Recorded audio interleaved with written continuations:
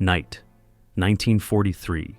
A German steam locomotive rushes through the darkness. The driver yawns. The fireman throws what looks like ordinary coal into the firebox.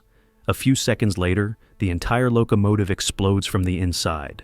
The metal twists, and there is simply nothing left of the people. This is how the American fake coal worked. The coal that destroyed German locomotives from the inside. It wasn't a bomb from a plane, not artillery. It was a small chunk of coal that the soldiers themselves threw into their own firebox. It was made in secret laboratories in the USA. Then, through agents and partisans, it ended up in coal bunkers all across Europe. In Wehrmacht reports, it looked like a boiler failure or a strange explosion. No one saw an enemy plane. No one heard a siren. Locomotives were simply torn to pieces, and the German army suddenly lost its iron arteries. Trains full of tanks, fuel, and men. Who invented this weapon that hid inside a pile of ordinary coal? How many trains did it really destroy? And what price was paid by those who, with their own hands, threw this fake coal into the fire? This is a story about how a few grams of explosives changed the war. Only one question remains. When even coal becomes a trap, is there any safe place in war at all? Night, 1943. Somewhere in occupied France, a German Class 52 Kriegslok pushes through frozen darkness. 48 freight cars trail behind, loaded with artillery shells bound for the Eastern Front. The driver checks his pressure gauge. The fireman opens the firebox door, feels the blast of heat against his face, and shovels another load of coal into the flames. Routine, ordinary, the 10,000th time he has performed this exact motion. 3 minutes later, the locomotive is gone. The explosion does not come from above. No Allied bomber screams overhead. No partisan mine waits on the tracks ahead. The blast begins inside the firebox itself, where temperatures climb well above 1,200 degrees Celsius. At that heat, the small explosive charge hidden inside a single lump of fake coal detonates almost instantly. What happens next is simple physics and total destruction. A steam locomotive boiler runs at roughly 200 to 250 pounds per square inch of pressure. When the explosion tears through the firebox wall, that pressure vents in a few thousandths of a second. The boiler does not simply fail, it detonates. Superheated steam expands to about 1,700 times its liquid volume, turning the entire engine into shrapnel. The driver and firemen never truly hear the blast. They are dead before the sound reaches their ears. The freight cars behind jackknife and spill across the embankment. Artillery shells roll into the snow. The rail line to the Eastern Front is blocked for roughly 72 hours, while German railway workers cut apart the wreckage and lay new track. In Berlin, the incident report reads, "Boiler failure, cause unknown. No enemy aircraft observed. No evidence of sabotage discovered. Just another mysterious accident in a railway network that suddenly seems cursed with them." This was not an accident. This was a weapon called Black Joe. Roughly 1/4 pound of explosive, cast into a hollow shell shaped and painted to look exactly like a lump of bituminous coal. Designed in secret American laboratories, smuggled across the Atlantic by submarine and aircraft. Slipped through resistance networks into coal yards, locomotive tenders, and ship bunkers across occupied Europe. The weapon's genius lay not in its raw explosive force, which was modest, but in the delivery system. German soldiers shoveled their own destruction into the fire. German hands loaded the bomb. German routine carried it all the way to the point of detonation. No saboteur needed to come within 100 meters of the locomotive. No timer, no remote trigger. The enemy's own labor force became the delivery mechanism. And when the explosion came, it left almost nothing to study. A ruptured boiler after a fire and derailment is a nightmare for investigators. The temperatures involved erase most chemical traces. What remains looks like metal fatigue, a manufacturing flaw, an overloaded engine, an operator's mistake. The perfect sabotage weapon leaves no proof it was ever there. Between 1943 and 1945, American and British intelligence services manufactured thousands of these devices. Exact production numbers remain partly classified, but declassified OSS records describe shipments measured in tons rather than in individual units. The The British equivalent, produced at Station 12 near Stevenage, added further thousands to the total. How many actually reached their targets? How many German locomotives, ships, and power plants died because of coal that was not coal at all? Here is where the story becomes complicated. If this account of invisible sabotage and secret weapons is valuable to you, consider subscribing. It keeps these deep investigations into forgotten history alive and makes sure you will not miss the next one. The challenge of measuring Black Joe's impact begins with a built-in paradox. The weapon was deliberately designed to leave no evidence. Success meant invisibility. Every perfectly executed attack looked like an accident, which means every perfectly executed attack disappeared from the historical record. What survives are fragments, field reports, resistance testimonies, scattered technical notes, and one question that haunted German railway officials throughout the final years of the war. Why were so many locomotives suddenly destroying themselves from the inside? The answer to that question lay not in German engineering failures, but in an idea that by then was already about 80 years old. 1864. The American Civil War enters its final brutal year. The Confederacy is strangling. Union naval blockades have severed southern ports from foreign supply, and Union armies press in from every direction. The South has too little industry to match Northern production, too few men to replace its losses. Too little of everything except desperation and ingenuity. From that desperation emerges a weapon. Captain Thomas Edgeworth Courtney of the Confederate Secret Service presents a proposal to the War Department in Richmond. His concept is elegantly simple: hollow iron castings, shaped and painted to resemble lumps of coal filled with black powder. These coal torpedoes would be smuggled into Union coal supplies, shoveled unknowingly into steamship boilers and locomotive fireboxes, and detonated by the enemy's own hands. The Confederate government approves the project. Production begins in secret. Courtney's coal torpedoes are crude by later standards: cast iron shells, black powder charges, simple camouflage paint.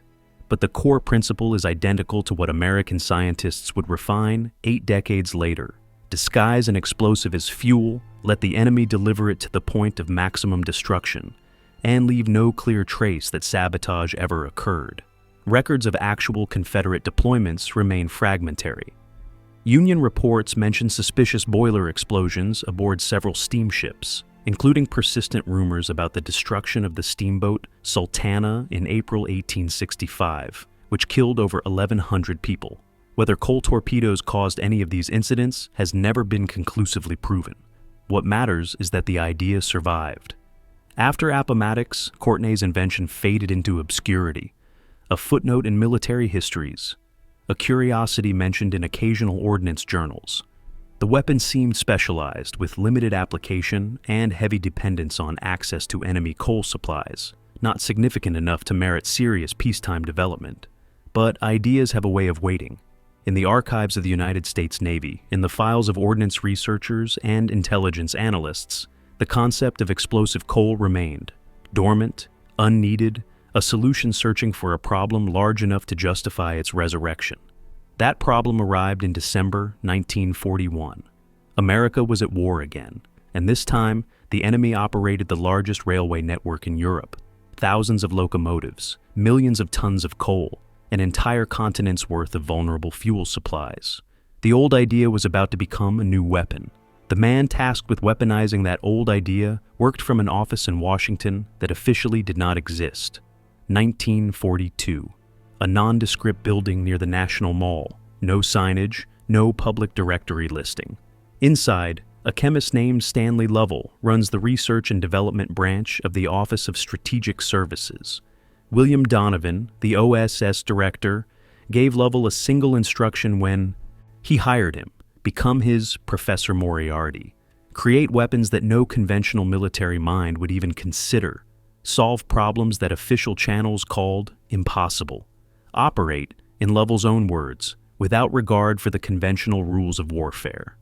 Lovell assembled a team of scientists, engineers, and inventors who shared one qualification: the ability to think like saboteurs. They were not just building gadgets. They were being paid to imagine how to make an enemy's life collapse in the most unexpected ways.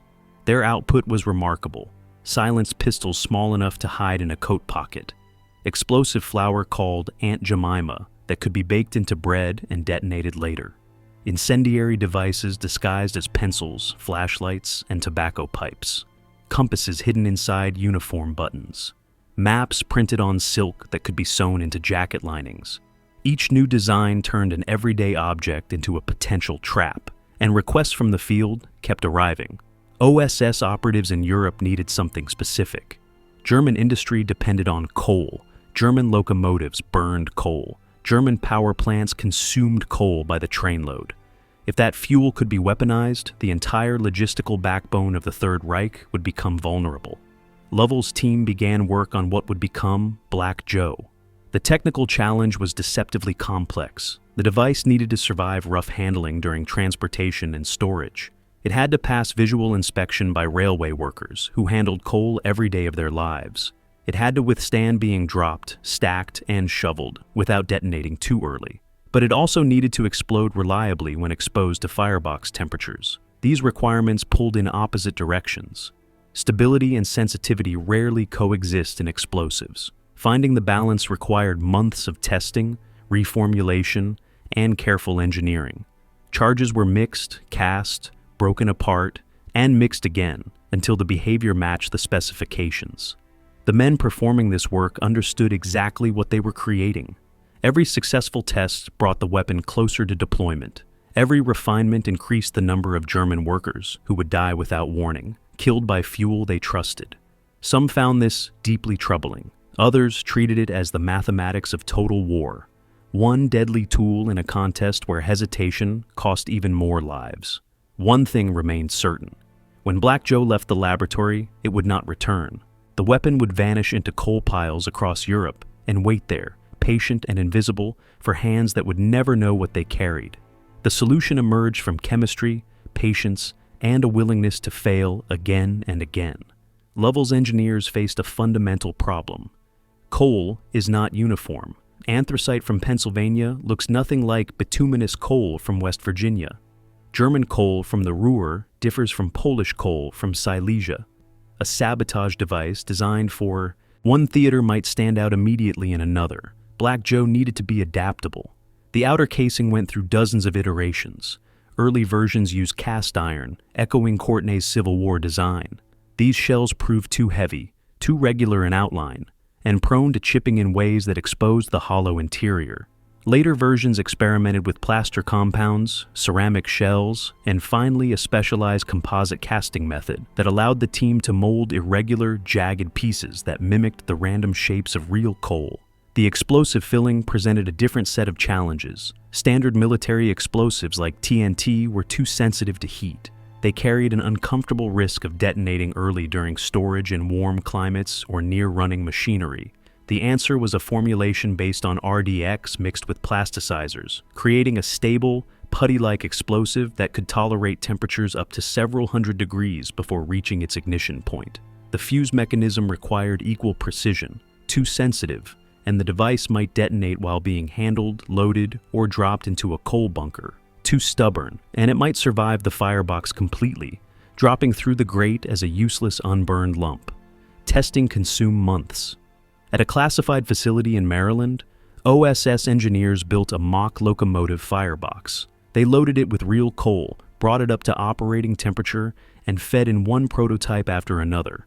Technicians watched from behind sandbag walls, logging every detail while high-speed cameras captured each test.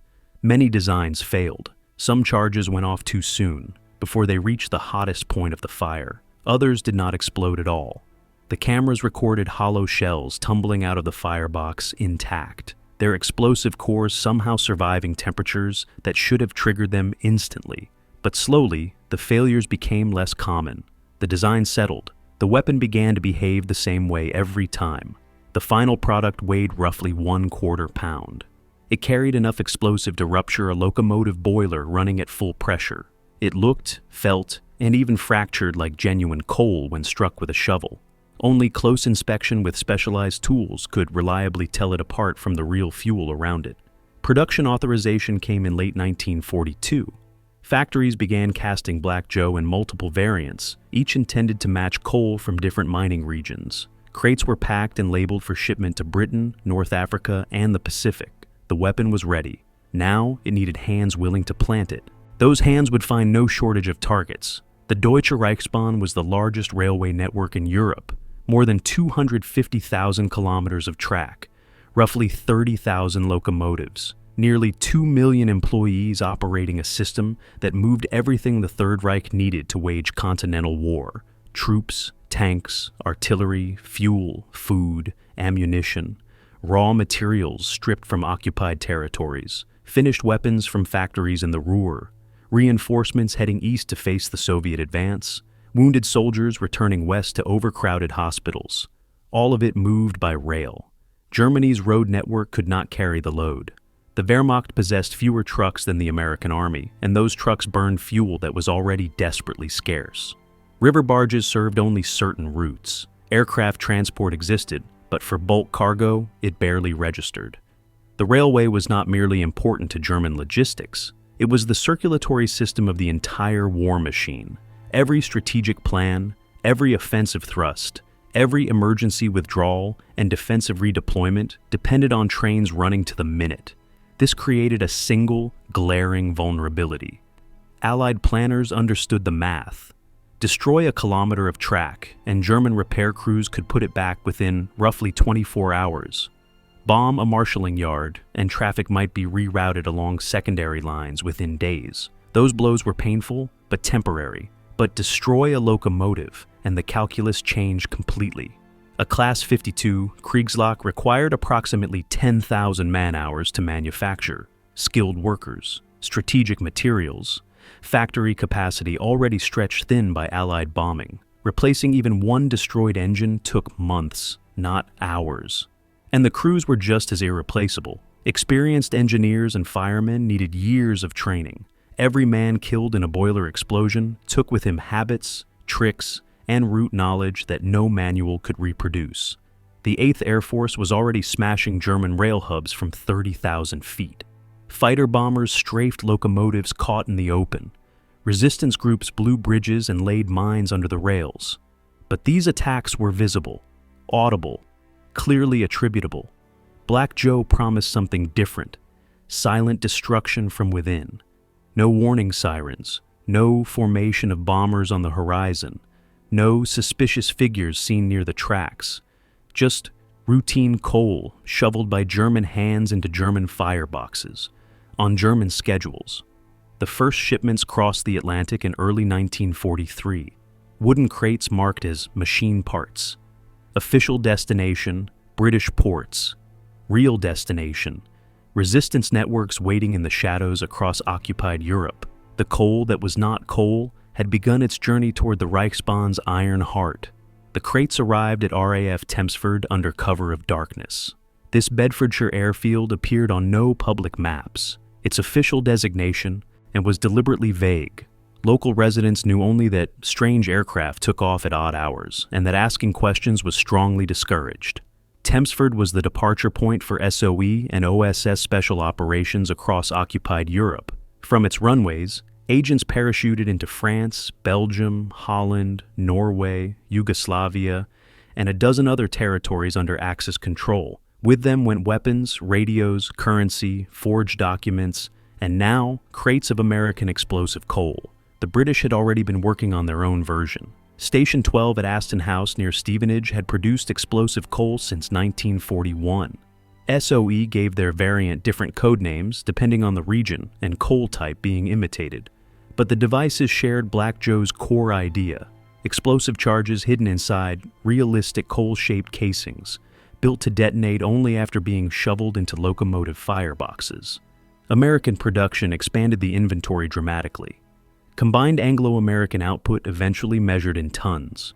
Thousands of individual devices were manufactured, packed, labeled, and staged for distribution across the continent. On paper, it looked like an industrial success story. But manufacturing was the easy part.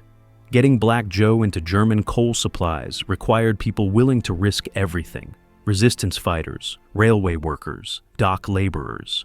Ordinary civilians living under occupation who agreed to carry explosive devices past German checkpoints and plant them inside heavily guarded facilities. The logistics were extraordinary and fragile at the same time. Special duties squadrons flew modified Halifax and Lysander aircraft on moonlit nights, dropping supply containers into fields where resistance cells waited with flashlights and passwords. Submarines surfaced off remote coastlines to offload cargo into small fishing boats. Couriers carried individual devices across borders hidden in false-bottomed suitcases and hollowed-out luggage frames. Each link in this chain was a potential point of failure, a single informant, one unlucky checkpoint search, an agent who broke under interrogation. Any of these could unravel entire networks and send dozens of people to execution walls. The men and women who accepted Black Joe shipments understood this arithmetic. They knew exactly what would happen if they were caught with American explosives disguised as coal. There would be no trial, no prisoner of war protections. Saboteurs faced torture, then death, often accompanied by brutal reprisals against their families and communities. They accepted the devices anyway. In coal yards across France, Belgium, and Yugoslavia, the first lumps of Black Joe began appearing among genuine fuel supplies, waiting, patient, indistinguishable to the eye and hand from the thousands of tons surrounding them. Planting the device was only half the problem. Whether it worked at all depended entirely on how it was planted. OSS and SOE training officers drew up precise protocols for Black Joe deployment. These instructions traveled with each shipment and were memorized by agents who understood that any written sheet, if found during a search, could mean their arrest, torture, and death. The placement mathematics were unforgiving. A locomotive tender held several tons of coal. Firemen shoveled from the top of the pile, working downward as the journey progressed. A device hidden at the bottom might never reach the firebox before the train arrived at its destination and the tender was refilled. A device left too close to the surface risked being spotted by a sharp-eyed worker who knew every shade and texture of his fuel. The optimal position was approximately 1/3 of the way down from the surface, deep enough to avoid casual detection, shallow enough to reach the firebox within the first hours of operation, while the locomotive was still far from any major depot. Timing mattered just as much. Coal yards were busiest during daylight. Guards patrolled. Workers moved constantly between piles, shouting, smoking, trading gossip. The safest approach in theory was darkness, but darkness brought its own risks. Poor visibility made placement imprecise, and anyone breaking curfew or moving near the tracks at night drew instant suspicion. Many operatives chose the in-between hours, dawn, dusk. Shift changes when attention slipped, paperwork lagged, and familiar local faces moved in and out with fewer questions. The training materials also explained in blunt terms what would happen when the device did its job. A steam locomotive firebox operates at temperatures exceeding 1,200 degrees Celsius. Coal enters through the firebox door, lands on the grate, and burns in a controlled inferno that heats water in the surrounding boiler. That boiler holds thousands of liters of water under immense pressure, typically around 200 to 250 pounds per square inch. When Black Joe detonated, it did not simply explode. It punched through the firebox wall.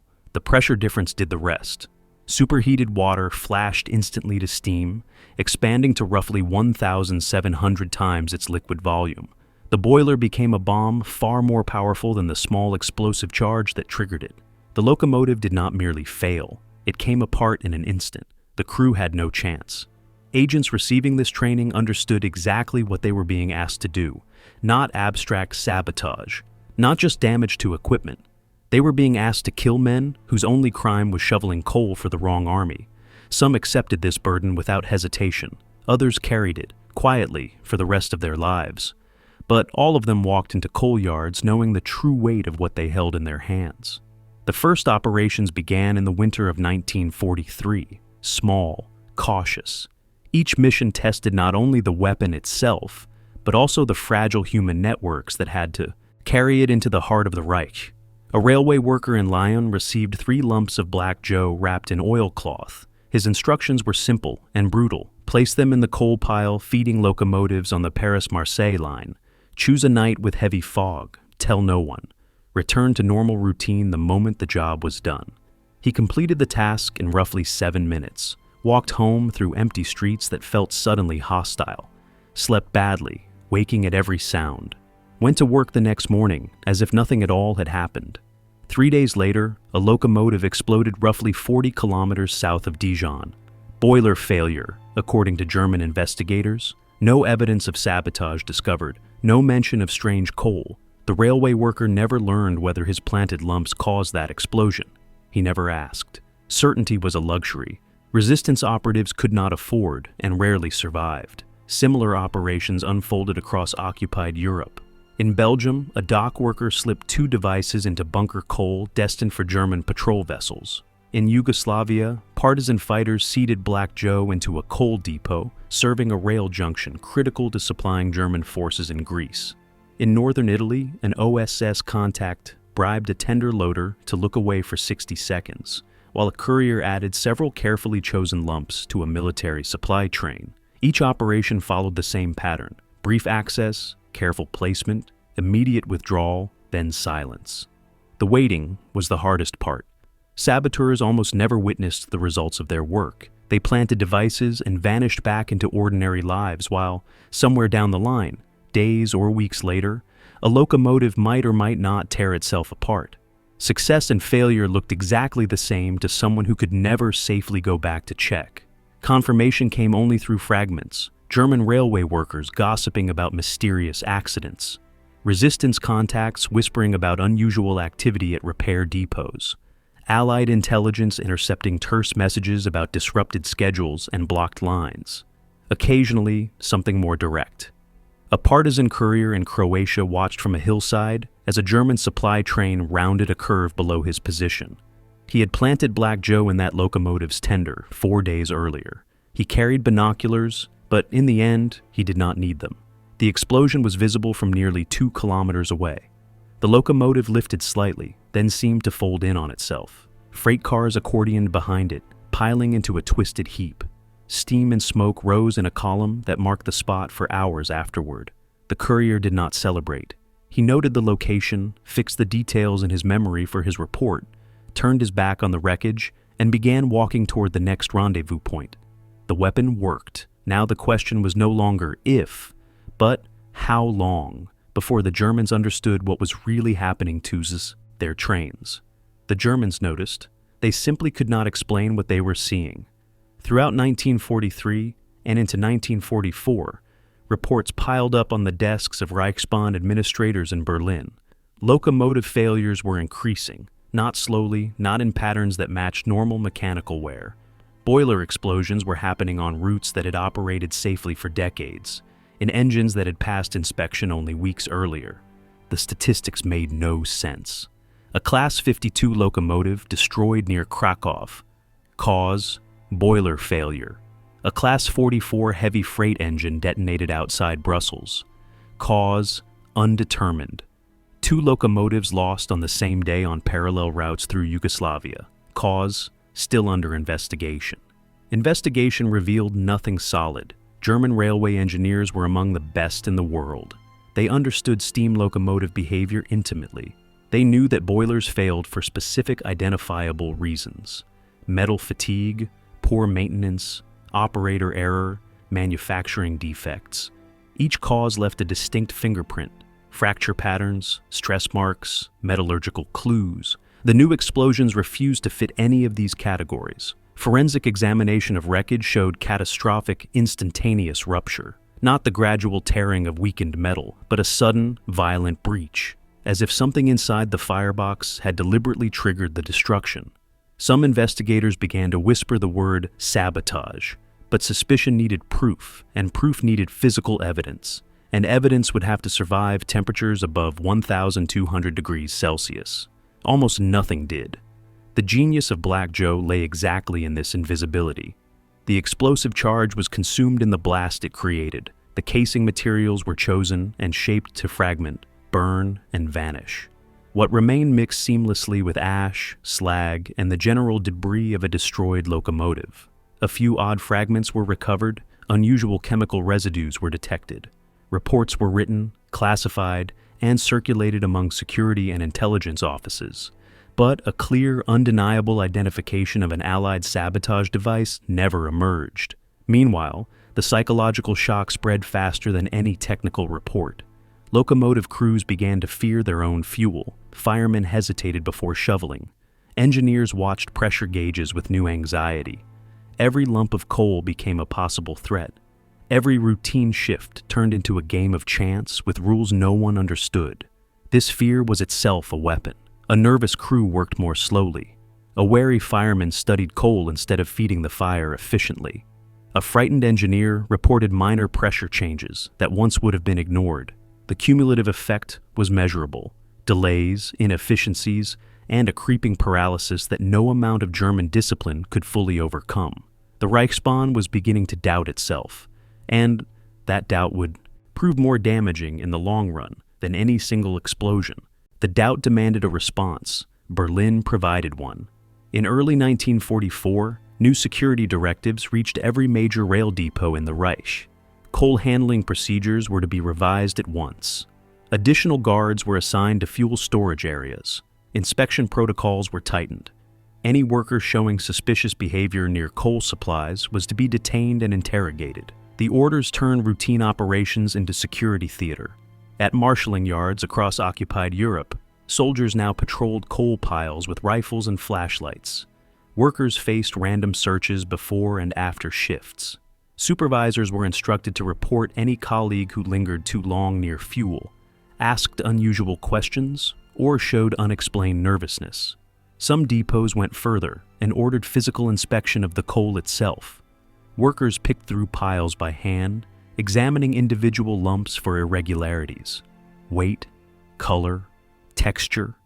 Anything that felt wrong or looked different from the usual fuel was set aside for closer analysis. These measures consumed enormous resources. Every guard posted to a coal yard was a soldier no longer available at the front. Every hour spent inspecting fuel was an hour not spent loading trains. Every delayed departure rippled through timetables that were already stretched beyond capacity. This was exactly what Allied planners had intended. Black Joe's value went far beyond the locomotives it actually destroyed. The weapon forced the enemy to defend everything, everywhere, all the time. But German countermeasures also carried a brutal human cost. Security services operated on suspicion rather than proof. Workers denounced by jealous colleagues were hauled in for interrogation. Railway employees with family in resistance-leaning regions came under automatic scrutiny. Punishment for suspected sabotage required no trial, no clear evidence, and allowed no appeal. In occupied France, a coal loader was arrested after a locomotive exploded almost 200 kilometers from his depot. He had no connection to the incident. No document linked him to any resistance group. He was executed anyway, as a warning to everyone else. Reprisals did not stop at individuals. When explosions occurred near villages, German authorities sometimes held entire communities responsible. Hostages were taken, curfews imposed, food rations cut. The message was simple and terrifying. Any act of sabotage would punish not only the saboteur, but everyone around them. These measures scared off some potential operatives. Others reacted in the opposite way. They became more careful, more patient, more determined. The resistance networks adapted. New protocols appeared for planting devices. Longer pauses between operations. Greater physical distance between the person receiving Black Joe and the person placing it.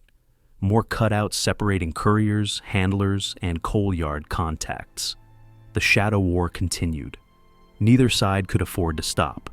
Neither side kept accurate records of the toll. The nature of the weapon made that impossible. By late 1944, the Reichsbahn was bleeding from wounds it could not fully diagnose. Locomotive availability had dropped in ways even senior planners could not ignore. Repair depots overflowed with damaged engines, waiting for parts that factories, bombed and undersupplied, could no longer deliver. Trained crews grew scarcer with every month. Experienced engineers and firemen died in explosions that official reports still labeled as accidents. Paperwork spoke of boiler failures and operational incidents. But the empty bunks and black armbands told a different story. The wreckage accumulated in railway sidings across the Reich. twisted frames of locomotives that would never move again. Boilers ruptured so violently that entire sections had peeled back like tin. Tenders scorched and buckled by blasts that clearly began inside them, not beneath the rails. German railway workers tasked with cutting up these hulks sometimes stopped in mid-shift, stared at the torn metal, and quietly wondered what had really happened to their machines. Some suspected the truth. Almost no one dared say it aloud. The strategic impact reached far beyond the scrap piles. Every locomotive lost to Black Joe was one less engine to haul troops toward Normandy after the Allied landings. Every unexplained explosion on Eastern Front supply lines meant fewer shells and fewer fuel wagons reaching German artillery positions. Each wrecked engine represented hauling capacity that could not be rebuilt in time. Allied intelligence tried to put numbers on the damage. Aerial reconnaissance photographed locomotive graveyards at the edges of major yards. Intercepted communications revealed broken timetables and emergency reroutes. Resistance networks passed on their own estimates of destroyed engines, delayed shipments, and blocked lines. The figures varied wildly from source to source and changed with every new offensive. What could be documented with certainty was the cumulative strain on German logistics. The Reichsbahn entered 1944 with roughly 30,000 operational locomotives. By December, that number had fallen by nearly 10,000, lost to Allied bombing, Soviet advances, resistance sabotage, and genuine mechanical failures mixed with suspicious accidents. Black Joe fed this attrition in ways that could never be separated cleanly from the rest. That uncertainty mattered. German railway administrators could not tell which locomotives died from hidden explosives and which from overwork, poor coal, or shrapnel from air raids. They could not estimate how many disguised charges still lay undetonated in coal piles across the network. They could not predict where the next sudden explosion would erupt, or whether their countermeasures were catching anything at all. They operated in a fog of incomplete information, trying to defend a system against a threat they could not clearly see or measure. Meanwhile, in Washington and London, planners reviewed the scattered data and drew a blunt conclusion. The weapon worked, production continued, shipments increased.